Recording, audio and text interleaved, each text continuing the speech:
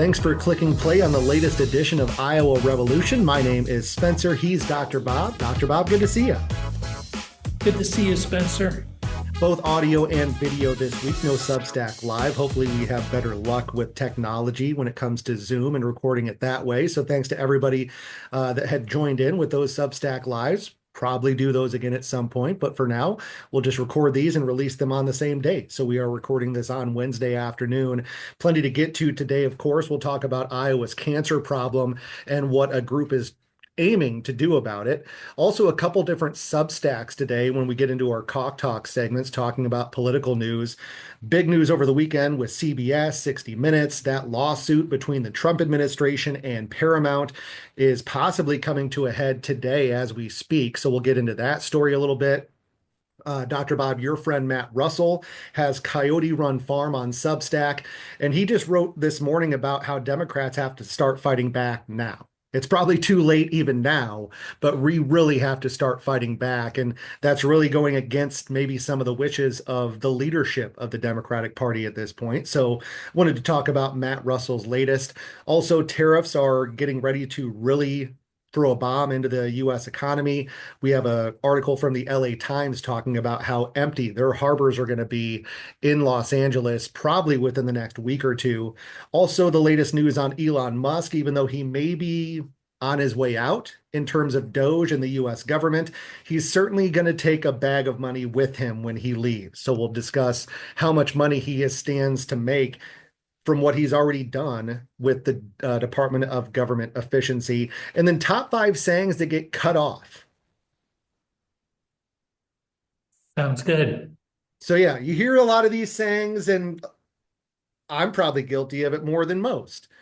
You just say the first part of the saying, and then I honestly kind of forget what the second part of the saying is sometimes. So let's get into this story. This is from Sentient Health and Wellness. It's sentienthealth.org if you'd like to see the story. Iowa has a cancer problem. Over 20,000 people are expected to be diagnosed with cancer in the next year, with over 6,000 likely to die from the disease. One of the most frequently cited reports in the state is produced by the Iowa Cancer Registry, which has historically refrained from mentioning agriculture as a potential factor in increasing cancer risk. Yet farming is dominant in the state. Over 85% of the land is devoted to agricultural use, and millions of animals are raised on factory farms, contributing to environmental pollution. A new initiative co-developed by the Harkin Institute at Drake University and the nonprofit Iowa Environmental Council aims to fill this gap and hone in on the role agriculture plays in increasing cancer risk. The initiative was announced at a conference on water quality held at the Harkin Institution on April 16th. Even though there are lots of groups talking about studying the high cancer rates, there are some groups that want to limit what we're looking at when we're having these conversations. That's from Adam Shriver, who's the Director of Wellness and Nutrition Policy at the Harkin Institute. He said that at the conference, went on to say they might want to look at personal behaviors like going to tanning beds or smoking or drinking, and we feel like there's a really important part of the conversation that's being left out. The overwhelming majority, 99% of farmed animals in the U.S. are raised on factory farms. In Iowa, there are almost 124 million farm animals at any given time, around 55 million chickens, 53.4 million hogs, 11.5 million turkeys, and 3.7 million cattle and cows. Manure spills are commonplace. A recent report by Food and Water Watch found that from 2013 to 2023, there were 179 documented manure spills that killed almost 2 million fish, Dr. Bob. Yeah, it's incredible. Some of the damage. I mean, one of the spills, went like 100 miles, and I don't know. We should be asking, what should the fine be for killing a river? I mean, and I don't think I think the most they can be fined is like $10,000. So there's, no kind of real incentive or disincentive for them not to do the spills, and they probably do it. I don't know. I worked on the Navajo reservation in the 80s, and there was regulation, and it was at a coal mine, a big open pit coal mine, and there was regulations that caused what is called a fireball, which is a giant fireball that is just of coal dust. And if you caused one of those, it was a $10,000 fine because it meant that you used too much explosive. And it was part of the strategy is it worth, can we earn more than $10,000 by using this big explosion, then just pay it as the cost of doing business? I think that the fines aren't big enough, and so there's no incentives. It's the same. It's the same story, and it's sad what's happening to our rivers. Because I'm old enough to remember when we'd swim in the rivers. I think I've said this before. We'd drink small creeks, and not anymore. I don't want my dog in the water. Yeah, I mean, I won't go to Lake Red Rock, which is kind of a recreational lake in Marion County. I mean, there is boating, there are beaches there, but I haven't gone to the beach there probably for at least 10 years. Don't plan on going there anytime soon, just because that lake, along with many of the rivers in the state, are completely filled with nitrates and you name it. I mean, just all sorts of literal crap floating around in all of our rivers and our lakes. And we've talked many times before, Dr. Bob, and now you see it almost on a weekly basis. These manure spills that are causing damage to rivers throughout the state. We just saw one over the weekend, and they supposedly did get it right away. They supposedly stopped the valve. It was another issue with a valve either being left on or it was broke, so it would remained on when it wasn't supposed to be on. But we've seen that more and more where it's to the point where, is anybody even keeping track of this stuff? I mean, like you said, it's pretty much people don't care because it's just the cost of doing business. If it happens, oh well, we'll just pay the fine and move forward.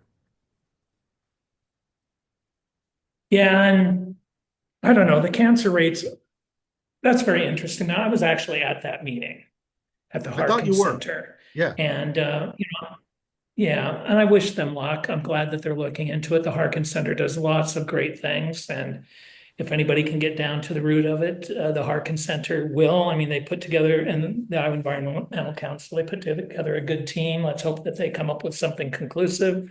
But I just think that it's going to be like with cigarettes. I mean, it was generations before people were willing, to say that cigarettes are a major cause of cancer, and we just acted like it wasn't for years because industry shows, fought disinformation, just like they're doing with climate change and just like they're doing with agriculture and cancer now. So we'll see.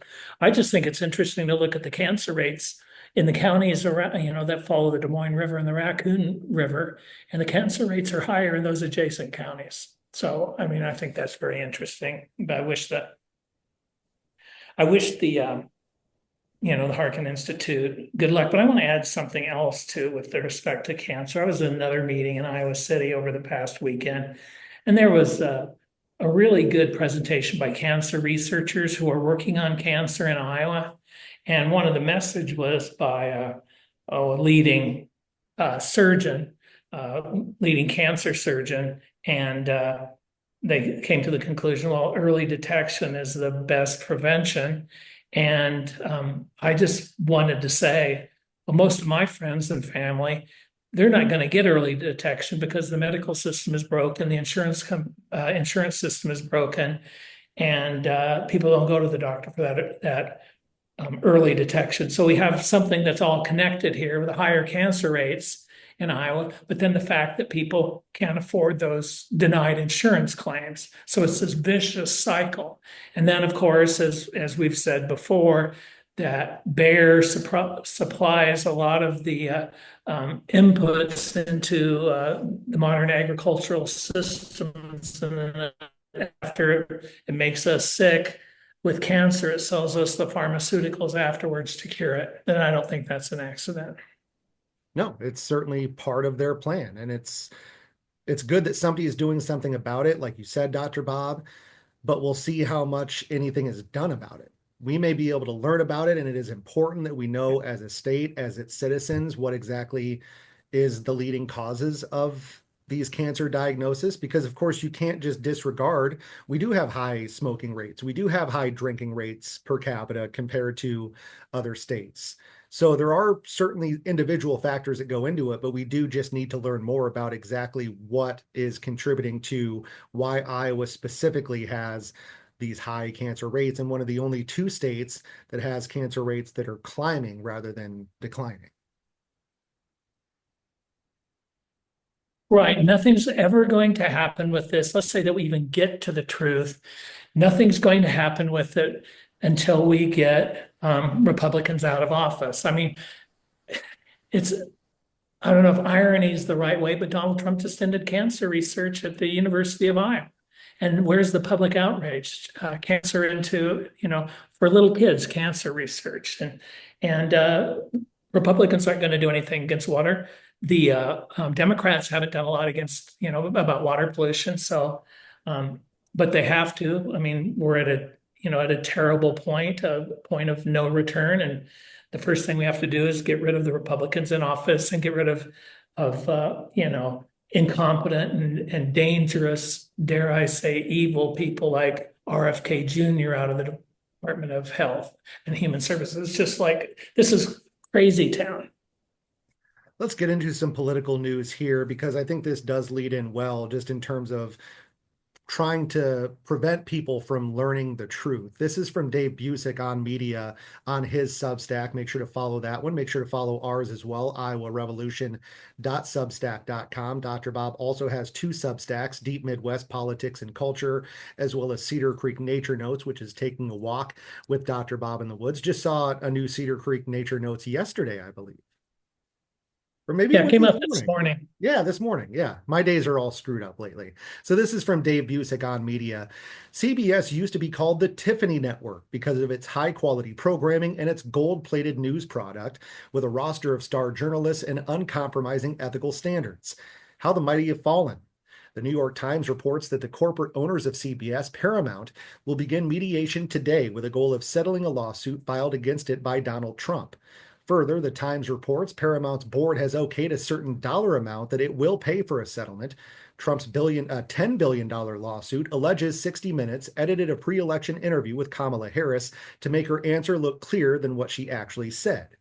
In February, Dave wrote about how a settlement by CBS would stab all journalists in the back. By the way, Dave was the news director for KCCI, which is a CBS affiliate in Des Moines. So if anybody knows about CBS's standards, it would be him.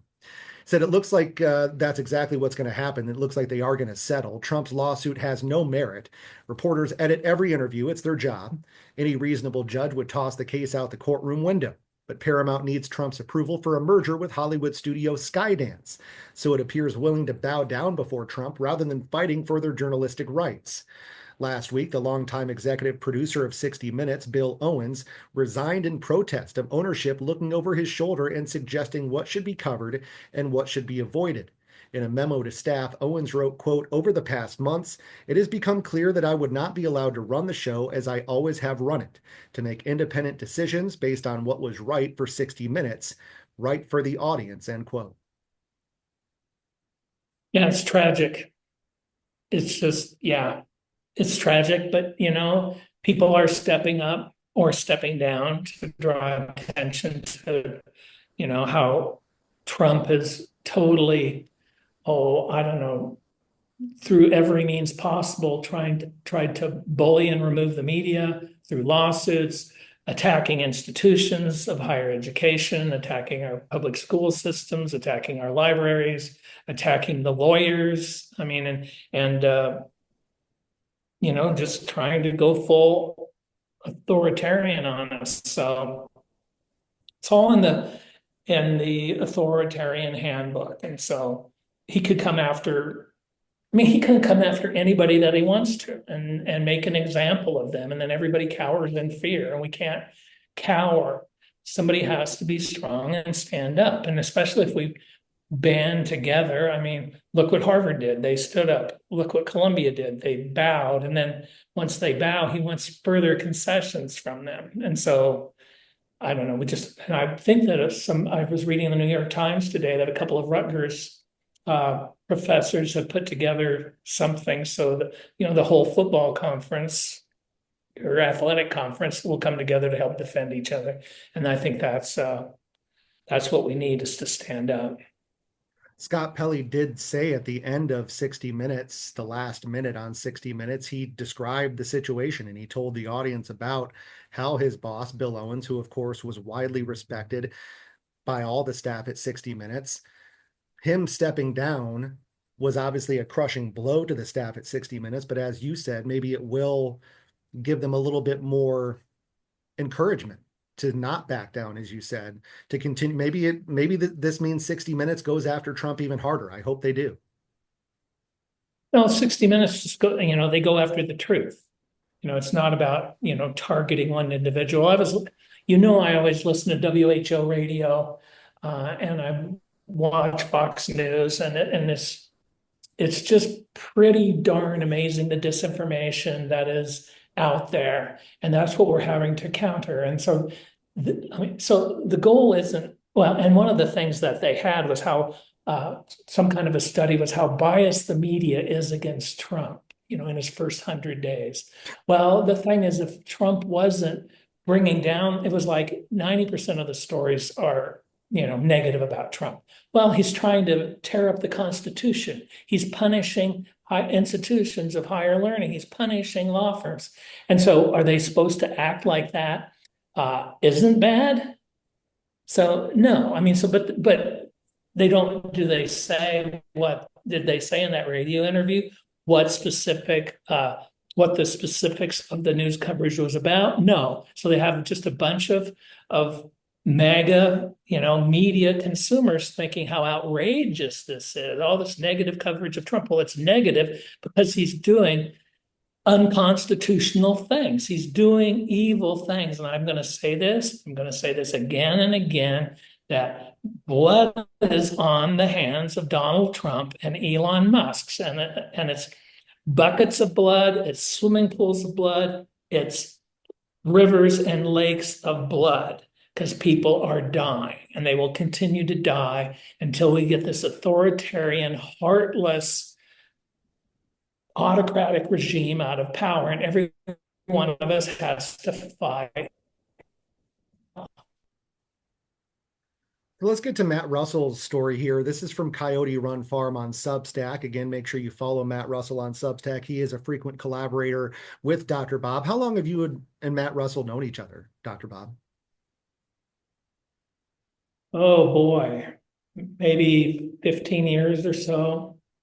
I think we started writing together for the New York Times in like 2015, and for Time Magazine, for the Red. I don't know how we've written for so many things and so many pieces, I can't even keep track. But Matt's a real rural leader, boots on the ground. And speaking of, He knows what to do. I believe another one of the recent collaborations you had, or maybe it was just Matt's writing, but was just in the Kansas City Star as well. So yeah, you guys go way back and have a lot of publishing credentials behind you. So again, this is from Matt, and I just love this whole story this morning. So make sure you follow Matt if you don't already on Substack. Again, Matt Russell's Coyote Run Farm. He also is a farmer. Politics at its core is competition. Let's draw on sports as a metaphor for the Democrats' lack of team building and thus lack of winning. I'm arguing that if we want to win, then it's a foolish approach for Democrats to ignore how Republicans have built power as a way to compete with them for the hearts and minds of Americans. While Republicans went from attacks on critical race theory to attacks on DEI to attacks on immigrants, and then to tens of millions of dollars spent on ads attacking transgender kids and their families in the final weeks of the campaign, Democrats pivoted to an all-out attack on how terrible Trump was going to be if reelected. The argument was that Republicans were a terrible team. If we could convince Americans about how bad they were, we'd win. Today, those same leaders appear to be arguing that Trump and Republicans will fail on economy and then will swoop in and win again. This seems as idiotic as the high school football coach whose approach to the drills the week before the game, the plays they plan to use, and the pep talk in the locker room are something like this. The team we're playing Friday night thinks they're really good, but they aren't. They are terrible. And if we let them fail, we're going to win the game. And that is what especially the state leaders in Iowa that's their game plan. Yeah, it's the game plan. It's the game plan of a lot of traditional, let's say Clinton era Democrats like James Carville, who suggests that the Democrats just need to play possum. No. And it's interesting to me, I've been to a lot of protests, and the people at the protests are hungry for leadership. They're hungry for the Democrats to lead. Do you know how many recognizable, well, let me rephrase that. our Senate, the Democratic Senate and House leadership is standing with the people.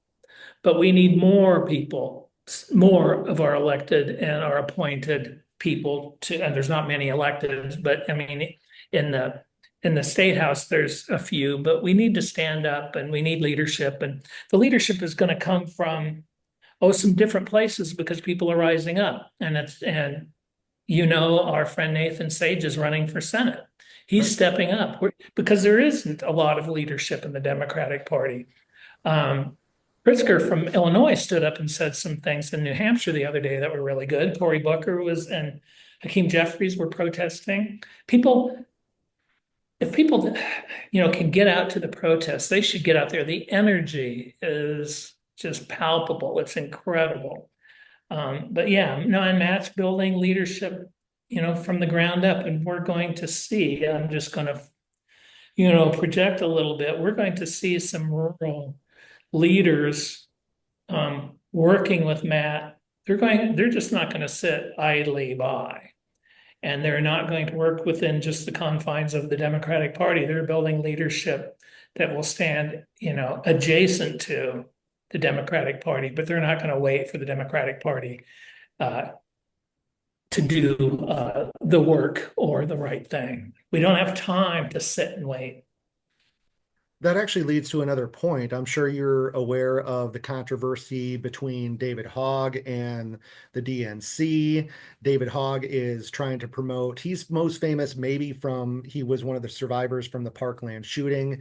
He has since emerged as one of the leaders of the Democratic Party in the many years since then. And of course, one of his major things that he supports is more gun reform and gun regulation. But he's also looking at longtime Democratic stronghold places and primarying who he and other people think are really not fighting hard enough. And the DNC is now saying, no, no, no, no, no, no. We're not doing that. So now we have more infighting within the Democratic Party. And what really would be the problem with that? If we're looking for the best candidates we possibly can, not just for these local elections, but then hopefully moving their way up into more national roles, don't we want more competition? I mean, competition usually brings out the best. Well,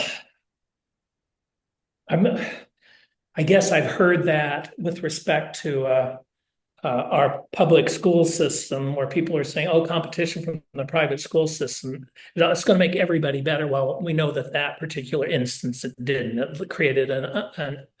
It created a loss of a great amount of money, from our public schools to the private school system. But that aside, in general, competition makes sense. But I don't know. I'm sort of like David. I'm sick of the do nothing senior Democrats. I'm just sick of them.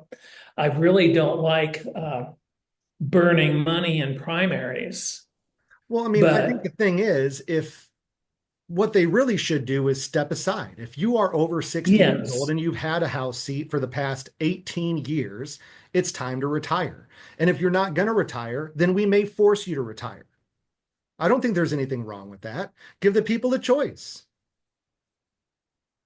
yeah, And absolutely. if they choose the old guy or gal that's been representing them for that long, then that's how it goes. And really on the flip side, I mean, we're talking about not very much money if we're talking about some of these smaller House districts. I mean, we're not talking about Senate primaries. We're talking about House districts or maybe even legislative districts within certain states. So we're not talking about a boatload of money here. And in a lot of ways, having a competitive primary helps those candidates. It helps with name recognition and it helps it just helps get their name out and become more familiar to the constituents, to the voters. Yeah, I don't think the Democratic National Committee should be behind supporting, one candidate over another in the primary. Well, and especially I really, with our recent history that's been going on when they basically picked Hillary Clinton over Bernie Sanders, or at least they were weighing the scales on Hillary Clinton's side at the very least, we'll say. And then obviously we've had, Joe Biden with that rush nomination, and then Kamala Harris, the last second. I mean, it's just been a mess, basically, the last quote unquote primaries for the Democrats. So if anything, the DNC should get the hell out of it. And just, I mean, Well, I I don't think that I don't think that we need to be putting money behind the DNC shouldn't be putting money behind the young candidate to defeat the older candidate. I really don't think that's the kind of fighting that we want. There could be some really negative consequences to that that would probably keep good people from serving for an extended period of time and would make some other people not even want to put their hat in the ring if we know at the beginning. I'm just thinking like at the state level, if we knew that the state party, well, I mean, like Rita Hart is, going to be unbiased and not back a particular candidate in the primary. I don't believe, but I think we need to keep our hands and money off of that. But there was I read in Punch Bowl News that there was a guy that won a special election well, maybe it was just a regular election. It doesn't really matter, but he won an election over a primary opponent by like 800 votes. And then he went on to defeat the Republican. This is a Democrat, went on to defeat the Republican in the general by about 800 votes. And he said, what sense did it make me spend $1 million running against a primary opponent that I could have used that $1 million and increased my vote share over the Republican, where I won it.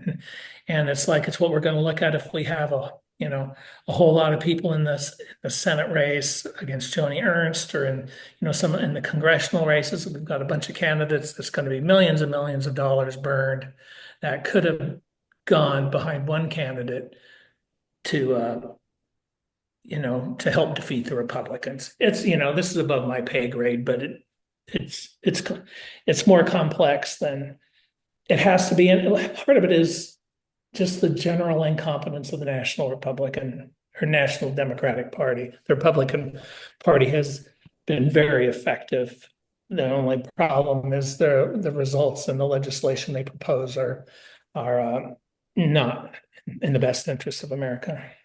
and I do agree to a certain extent that this shouldn't be widespread. But it should be situations where, yeah, hey, we're going to be honest with you. You're not up to snuff with what we want to do in Congress, in the legislature. We're going to primary you. Right, and it should, but I mean, it also is, and you could even give them a warning shot too, like, hey, you're on our list. Shape up or ship out. This is a party. We're about winning elections. This shouldn't be about protecting an individual seat. Well, but these are in safe seats, so we'll see. Yeah, we'll see. And I also, like I said, I do agree that, yeah, this shouldn't be a widespread thing where every Democratic House member is worried about being primary. That should not be the case. But yeah, if you've been around for 20 years and you've done nothing, then yeah, let's have a race. Well, and then, by the way, that's not guaranteeing that they're going to lose. Again, they may win again, but at least they've had some competition and people have had a chance to voice their opinion. yeah, but the power must be so intoxicating. Those old people just don't want to leave. It's just like I was on the Knoxville Library Board for 12 years. I love being on the library board. But when I learned that there was a young woman with kids that were still in school that wanted to be on the library board, I stepped aside. I mean, I love being on the library board, but it's not like it was power I had to cling to. Right. Let's get to a wider scope here. By the way, just saw before we got on the air that the economy dropped by 0.3%, which is the first drop since 2022. So yeah, not good news for the economy. And this is from the LA Times. Imports at the Port of Los Angeles are expected to plunge in the next 2 weeks, even as negotiations over the final tariffs that China and other countries must pay are still being negotiated by President Trump. That was the sobering message that Port Executive Director Gene Soroka had Thursday for the LA Board of Harbor Commissioners during an update on port activity. He said, it's my prediction that in 2 weeks' time, arrivals will drop by 35%, as essentially all shipments out of China for major retailers and manufacturers have ceased, and cargo coming out of Southeast Asia locations is much softer than normal. told that to the board. Soroka pointed to the current 145% tariff rate on Chinese goods and the 10% across the board tariffs that apply to nearly all nations as suppressing demand from U.S. retailers and manufacturers. And even though Trump on April 9th announced a 90-day pause on reciprocal tariffs many nations may have to pay, Soroka said that's not a lot of lead time for the industry to make decisions on procurement, manufacturing, locations, or sourcing. So we're looking at the Port of LA being about half empty within the next couple of weeks. Yeah, so goodbye, Christmas, Halloween, Thanksgiving, lots of things will be in short supply. I don't know where our toilet paper comes from, but I think I'm going to start stocking up on it again. We've had this dress rehearsal with COVID, so we have supply chain issues. It's not going to be good. But there is some good news in this, in that this will be, I assure you, the last negative economic report coming from the Trump administration. It's all Maybe. going to be positive from now on. Guaranteed. Because he's going to be silencing people that are actually telling the truth? Well, no, they'll cook the books. They'll give us the numbers that they want rather than reality. Well, did you see that Amazon was adding the added cost due to tariffs on your receipt? And the White House said that they were playing politics and et cetera, et cetera. It was an attack on the Trump Yeah, that's right. It was an attack on the Trump administration. So, and I believe that Amazon has backed down. At least that was Yeah, they backed down. I had heard. And of course, Jeff Bezos is trying to be as snuggly with Donald Trump as he possibly can be. He's turned the Washington Post into, a Trump cheerleader at this point, talking about how we only report on, I mean, basically he's just saying that we are not going to report badly on Donald Trump, pretty much. Yeah, Spencer, do you think if you and I had 1,000th of the wealth of Jeff Bezos, don't you think we could find some courage to stand up? But Jeff Bezos, one of the top most wealthy people in the world, is a coward. Well, and that's the thing. And I mean, I know that authoritarians throughout history, that's what they do. They try to cozy up to the richest people in whatever nation or state they're in. And the responsibility for those wealthy, powerful people in our society is to put those authoritarians in their place. But Jeff Bezos, Elon Musk, all of these rich people have kowtowed and have joined the Trump team, which is the biggest wussy thing you can possibly do. I don't really have the words to describe how big of cowards people like Elon Musk and Jeff Bezos are, because they are, and we discussed this, I think, last episode or maybe 2 episodes ago, how when you do run into power, whether it's Harvard, you mentioned Harvard and Columbia, those are 2 Ivy League universities with a lot of power.